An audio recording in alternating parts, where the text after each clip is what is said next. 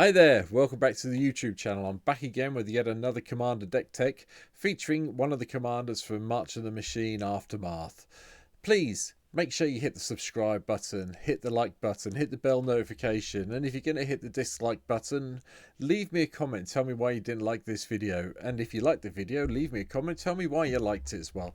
I like to respond to comments, it gives me something to do on my lunch break at work, so the more comments I get, the more things I have to do in lunch break instead of doing work.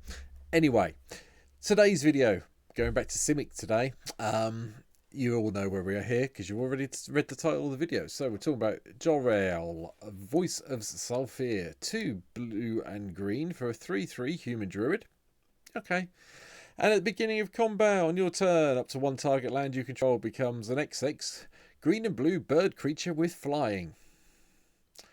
Okay, we're sending lands into the air. Alright, okay.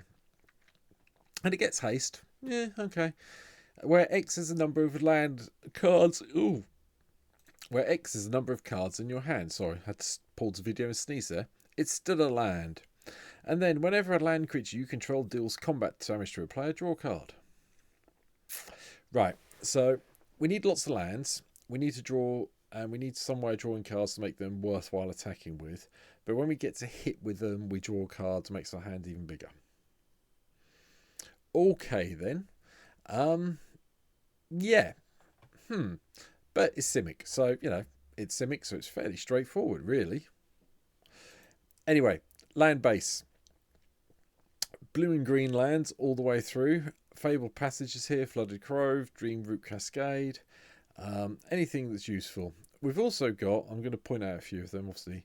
Reliquary Tower is necessary in this deck, so we want to draw cards, along with Temple of the False God, because we need to get the ramp on. So we've got Miruku, Centre of the Sea here, so everyone draws a card, makes our land creatures bigger. We've got Archer Voltras or Orizaga. I think I'm saying it wrong, but hey.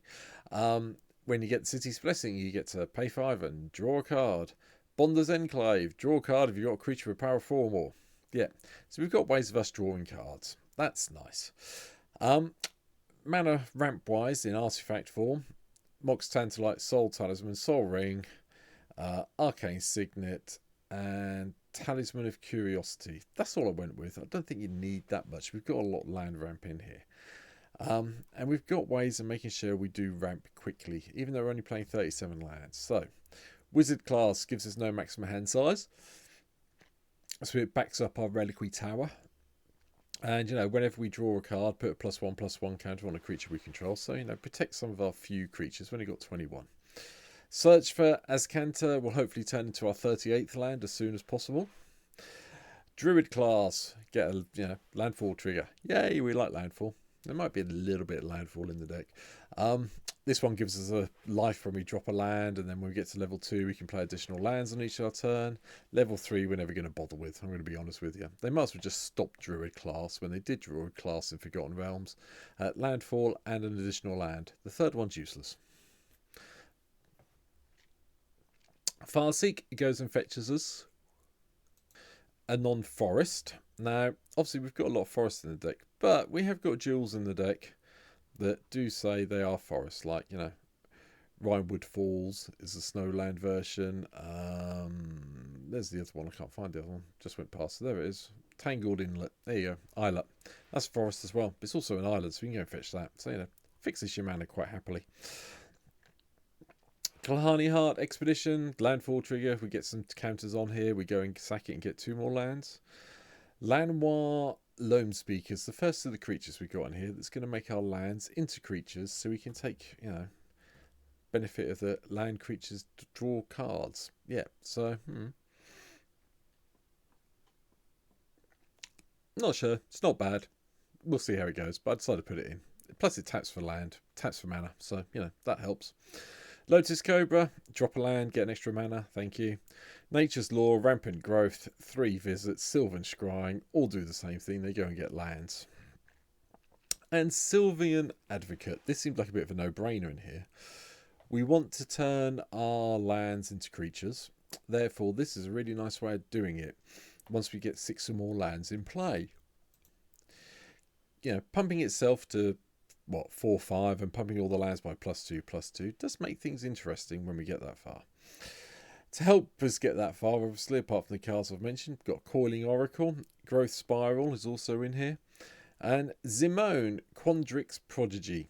I decided to give Zimone a run out because you can pay 1 and put a land from your hand onto the battlefield, which does help. It comes into play tap, but it helps. And then pay 4, draw a card. When we've got 8 more lands in play, we get to draw 2 cards. So it's a nice way of topping our hand up to get in with our creatures. We're making off Jolrael. So seems sensible to me. One other land ramp spell, Environmental Sciences. It's colourless. It's fine. It goes and gets you a land. So, if you get a starting hand where you've got 3 islands and this, you'll be okay because you can go get a forest on turn 2. And 1 piece of equipment. Starver Titania. Equipped creature gets +X/+X for the number of forests you control. And whenever equipped creature attacks, you get a Forest Dryad land creature token. Yeah, okay, you can't tap it, but it's another land. So, it pumps itself up.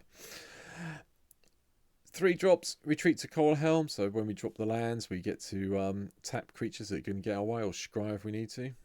Filter Out, I'm trying out in this deck. I could have gone with my usual Cyclonic Rift. I decided against it, and I thought Filter Out might be a bit of fun just to try it out from Aftermath as well, since, Aftermath Commander. Might as well play at least 1 Aftermath spell. Cultivate here. Yep, we all know what that does. Harvest Season, just so we can attack with all our creatures and then go and get our basics out and put them into play tapped. Ruminap Excavator, so if anything does get blown up, we get to replay it from our graveyard, or, Broker's Hideout, Fabled Passage, keep coming back. The Retreat to Kazandu is here to gain life or chuck +1/+1 counters around. Rites of Flourishing lets us do an extra land drop and an extra card draw. Search for Tomorrow should probably be over here in the 1-drop pile, so we can do the whole suspend thing. Sylvan Awakening. Until your next turn, all lands you control become 2/2 elemental creatures with reach, indestructible, and haste. There's still lands, but, they get all that side of it. So do have to be a bit careful with this. If we've got people that like chucking around -X spells, I'm sure you know what I'm talking about. You could end up wiping your whole board out and you'd be out of the game. But bear it in mind, it's worth playing. Tireless Provisioner gives us some treasure tokens when we drop the lands into play. Wayward Sawtooth lets us do the whole let's get another land into play bit. Wood Elves finds us a forest. Tatiova, Steward of Tides, gives all our land creatures flying. Now, this one does make our lands into flying, we know that, but, permanently giving everything flying when it's a land isn't a bad thing. And when a land enters battlefield under your control, if you control 7 or more lands, 1 becomes a 3/3 elemental with haste. Can't complain. Crucible of Worlds lets us bring our lands back from the graveyard. And Horn of Greed. Obviously, it's a global effect. It affects everybody. So people dropping lands are going to draw cards. But, you're dropping more, hopefully. So you'll draw more. Because Bident Athata will help with that as well. As will Teferi's Ageless Insight. Circuitous Root, Explosive Vegetation. Go and find lands out of our library and put into play. We can get our gate with a root as well, which is quite nice. Invasion of Zendikar does the same thing, goes and gets a couple of basics, puts them into play, and then if we can get it attacked and down, we get a nice 4/4 that's still a land, so it does benefit from all our little things we're going to be talking about. Kamel's Will turns all our lands into indestructible 1/1 elemental creatures with vigilance and haste, and choose target creature you don't control. Each creature you control deals damage equal to its power to that creature. Hopefully, if we've got a commander in play, we can get this off and do both sides of it. So, our lands will kill big things. Oracle of Mildai, additional land playing from the top of our library. Toski, Bearer of Secrets, one of the cards that really does need to live, because we need this to make sure that our creatures draw us cards when they deal combat damage to players, because we want to make our hands big enough to make our lands really big when Jolrael animates them. Conduit of Worlds literally goes and gets the lands out of your graveyard again, and choose target non-land permanent card in your graveyard. If you haven't cast a spell this turn, you may cast that card. If you do, you can't cast additional spells this turn. Activate only as a sorcery. So when things get killed off, or like creatures, or things get blown up, like our Horn of Greed, we can just tap this, play it again from the library. We can't do anything else, but we should win anyway with the amount of lands we'll have in play. Okay, Quandrix Cultivator goes and fetches the forest on an island, which is the one we need. Guardian of Tazim lets us tap a creature an opponent controls, and if we put an island to play, it stops it untapping in its next turn. Embodiment of Insight gives all our land creatures vigilance, and landfall we get another 3/3 elemental. Nissa, who shakes the world, just so we can double up on the mana our forests produce. That's all we're here for. Seedborn Munes means we can untap everything and save ourselves. The Mending of Dominaria gets we get to mill the cards, put them in a graveyard, and then return all the land cards from our graveyard to the battlefield, which obviously then makes things really easy to do. Oh dear, excuse me. Zendikard's Royal gives us elementals when we drop lands. Tatiova, Benethic Druid, landfall, draw a card, gain a life. I have no idea why either. Doesn't make any sense to me for a Merfolk Druid to be able to draw a card and gain life, but hey, who am I to complain? Next up, Over Being a Myth. Power and toughness equal the number of cards on our hand, and we get an additional draw. So, you know, it does help. Because Consecrated Sphinx is also here, which helps us draw even more. This is Renewal, goes and fetches us 3 basic land, and we gain a whole load of life. Primeval Bounty, landfall, gain 3 life. Whenever you cast a creature spell, get a beast. Yeah, okay then. Non-creature spells, you get to chuck a load of +1/+1 counters around, which is nice if you've managed to animate a land somehow before your attack step. You can put some extra +1/+1s on it, which is cool. Ancient Green Warden, play the lands from our graveyard, and if a land entering the battlefield causes a triggered ability of a permanent you control to trigger, it triggers an additional time. Okay. The only real thing that works with really is Broker's Hideout, but it's still worth having in here just to get the lands back from our graveyard when they undoubtedly get killed. Landfall, Rampaging Baloths. You don't need me to go any further than that, I'm sure. And the final card is a strange one, which I don't think has seen much play. From the Brothers' War, Awaken the Woods. X and green, create X 1/1 green forest dryad land creature tokens. They're affected by summoning sickness. You can't really attack with them, but if you can get X off for 3, 4, 5, you can probably double your mana for the next turn.